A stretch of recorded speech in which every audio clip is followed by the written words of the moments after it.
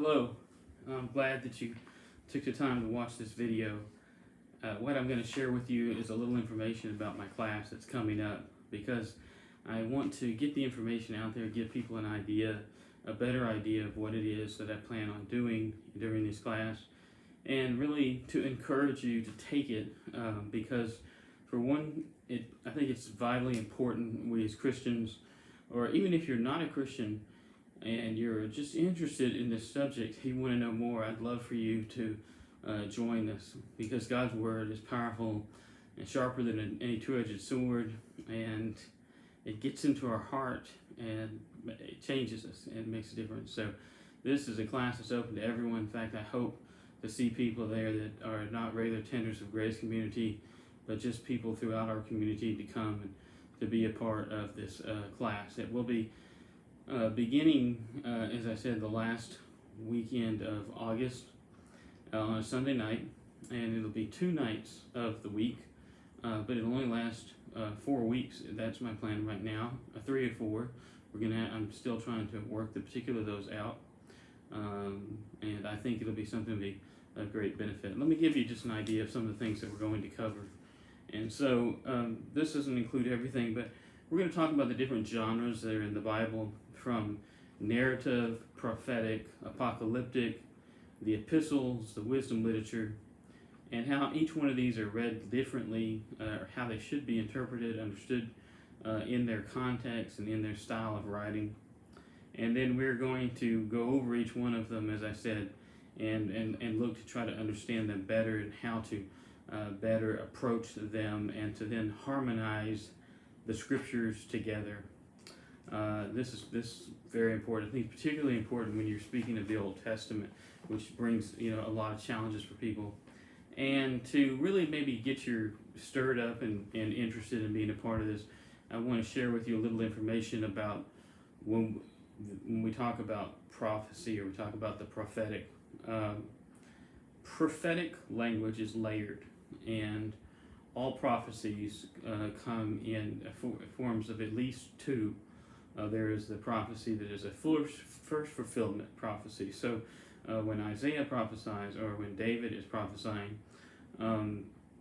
any of the prophets, if you'll note, they are speaking of a certain time, a certain place, and what is going on in the life of Israel. Maybe not in that immediate moment, but in the immediate future, or the rather relatively close future. And it often deals with the situations of that immediate moment. However, that prophecy is layered with foreshadowing of a greater fulfillment, and that is fulfilled in either the first or second coming of Christ. And then it can also be fulfilled in many other ways, in many other places and times and situations. And so we're going to talk about that. We're going to go through and look at some times where there could have been tie-ins to prophecy and things that happened throughout history, and try to better understand that. And another thing is that prophecy is not primarily spoken or even written, or particularly it's not written. It was quite often a spoken word given, where the prophets were people who spoke out. But they didn't just speak out. In fact, you may not have ever thought about this, and this is one of the reasons this class becomes so interesting. But prophecies and prophets were lived out. A type or a symbolic life that represented that which they were prophesying. And I'll give you an example of that. Hosea, he doesn't just speak to Israel about their whoredom or their adultery that they had committed against God, and about how they are like a wife to God who committed adultery. He marries a wife of adultery. He has children by this wife of adultery. He goes through it. When David prophesies of Christ on the cross, which he does so often, if you read the Psalms, it is filled with imagery of Jesus. It's filled with imagery of the cross, more so than any other place in the Old Testament. But at the moment, David is going through those very situations. He's going through that turmoil. He's going through that heartache. He feels that way. He feels that he is encamped around by his enemies, and he is physically surrounded by his enemies. And so he is living out that which is also prophetically foreshadowing the coming of Christ as a suffering servant and what he's going to go through.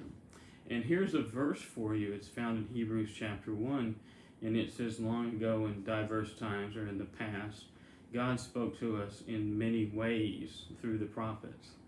And that's the thing, he spoke to us in many ways. He didn't just speak to us in word, he spoke to us in deed. He spoke to us in acts and actions. And so when you're looking at the prophets, you want to see that there's quite often the acts and the actions are part of that message. When Paul is given a prophecy by Agabus in the book of Acts, he doesn't just say something to him. He physically uses a belt to tie him and bind him in order to get the prophecy across. And so, as you can see, there are so many things.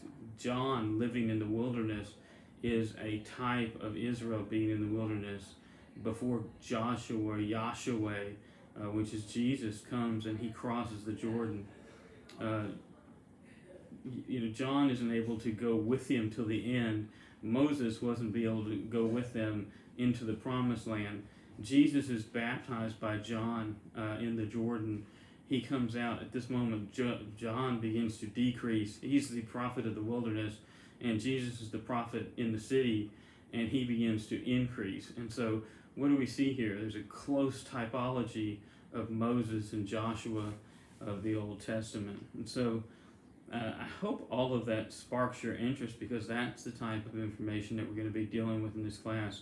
And what I want to do is not just sit up there and talk to you about it, but I want to teach you how to see it and how to bring it out, and then of course how to use it in your overall application of your understanding of God's Word and in your life. So I encourage you to take this class. My heart is going to be fully in it, and I hope yours will be too. And together I know God will bless us, because we will be blessed for studying His Word. May the Lord bless and keep you, His face shine upon you. I love you, and I look forward to being a part of this. Amen.